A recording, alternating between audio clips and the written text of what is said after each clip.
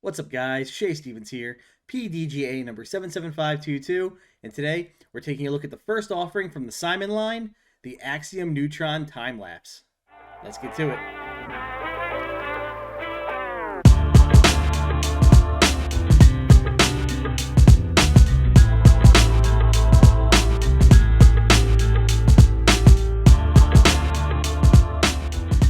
For over a decade, the 12-speed slot for MVP has remained vacant. Many of us assumed the beam would be our introduction to an overmolded 12-speed, but it seems like that Gyro X is causing some complications. And with Simon joining the team, they had to get a disc out for him in 12-speed. It's the most common, popular speed for your top pros. So at the end of 2022, we had the announcement that we were getting the time lapse. Flight numbers on the time lapse are speed of 12, glide of 5, turn of -1, and a fade of 3. Those numbers should seem very familiar. Basically, they're destroyer flight numbers. Every company has tried to unseat the destroyer with their own version. Pretty much all have failed. I'm hoping MVP can do it because, again, not to be an MVP fanboy, but destroyers are not known for their consistency. The running joke is find a destroyer that flies against the destroyer. There's the famous article in PDGA magazine for Paul Macbeth when he bought an entire run of destroyers just because he liked that how that one flew, and he went back and bought the whole run himself just to guarantee they'd be somewhat similar. But yeah, MVP, they love their consistency. So we did get an early look at the time lapse in the prototype release. And the number one complaint, even from Simon, was that they were flying a little more overstable than you expect. I do have some side-by-sides here. Let's take a look. So here we have a side-by-side of the stock release of the time-lapse on the left compared to a prototype on the right. The prototype on the right isn't as bad as some I've seen, but you can notice a little bit of seizing on that rim, pulling the nose up a little bit. It's much more of a smooth transition on the stock run, going from the nose to the top of the disc. And the one definite noticeable characteristic on this thing is the stock release. The dome is really nice. This thing has got a massive dome on it, so we're going to be nice and glidey. So if you have the arm speed to get this thing up and moving, it is going to be an absolute bomber for you. I mean, again, it's just ready to glide and ride the air for you. Listen to the heartbeat. It's bass boosted. This thing is silly. Unfortunately, for a mortal like me, don't know if I have the arm to really benefit from this. Injured shoulder and all. The last time I did a rule of 35 check-in, again, pseudoscience, that just kind of worked. I think my score was like a 10.8, so I usually hang around the 11 speed mark with my photons. But, went out to the field to see what the time-lapse could do for me. In terms of conditions, you just want to know there's a slight breeze left to right, so take that into consideration. And in terms of weighting, it is a 174 gram. I typically like to throw drivers in the low 170s to high 160s, so a little heavier than I'm used to. But let's go out to the field and see how it flies.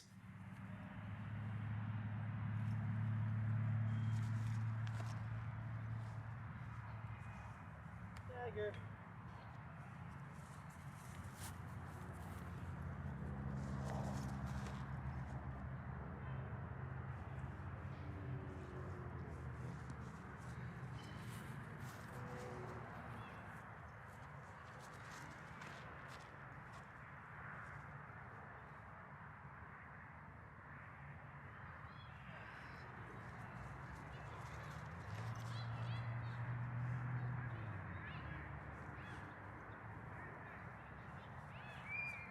Out there.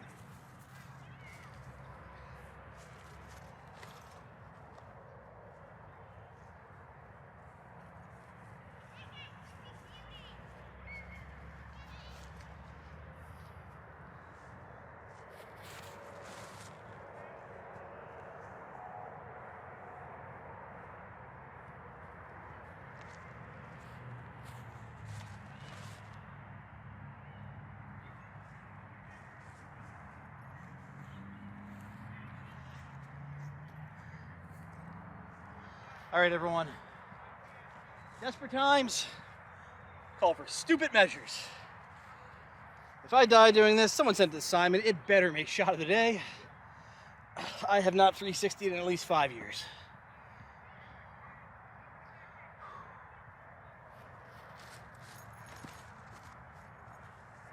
So good. God, I'm old. Oh, that's sad. So even with a failed and embarrassing attempt at a 360, I was not able to fully unlock the potential of the time-lapse, guys. Sorry, I just don't have the arm for it.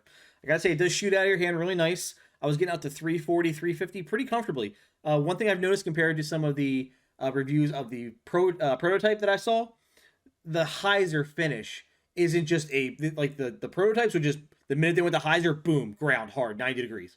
This has a good forward pushing hyzer finish. So that is a definite benefit. Helps stretch your shots out a little bit more. I was throwing my photons as well, just because I only have one tester, so I was throwing my drivers that day, just so I wasn't, just throwing one shot, walk across the field, get my disc, come back. I was, getting some field work in, and my photons were keeping up with even surpassing the time lapse a lot of times. But that's, those are discs I throw regularly versus something I was throwing my first time, so take that into consideration. But I'm almost tempted to say I want to throw this disc as like a overstable utility or a headwind disc, but I actually just dropped the phase out of my bag. Just because I found myself going to the fireball more often because I'm more comfortable with it. So I don't think I really need a 12-speed overstable disc for me. I would be excited to see this in fission. I know it seems to be the case that Simon does not like fission plastic, but I'm hoping the popularity of that blend and the utility of it for us, slower arm players might push that into production sooner rather than later. And I would definitely like to get my hands on like a 165 gram fission time lapse to see what I can do with it. That is something I'll be looking forward to. On forehand, actually, I gotta say, very happy with it. It's just, I had that little 10-degree anhyzer, force over forehand. It held it perfectly, gave me some great sweeping shots. Pretty much every time I threw a backhand drive, and when I went to go get the disc on the other side of the field, I would throw a forehand back. And it was just, I felt like Owen Scoggins. I was just ripping overstable and just getting great little flexes, fighting to stay in the air, and just, getting some good forehand distance. So I do like it for forehand, even with the dome. I know a lot of people, myself included, prefer flatter top discs for forehand. Did not mind the dome at all. It felt really nice. So yeah, that's been my review of the Axiom Neutron time-lapse. Really happy, Simon. I can't wait to see what Simon does with this run. He's going to be throwing silly distance shots again, and probably with a lot less effort, so that'll be good for his elbow.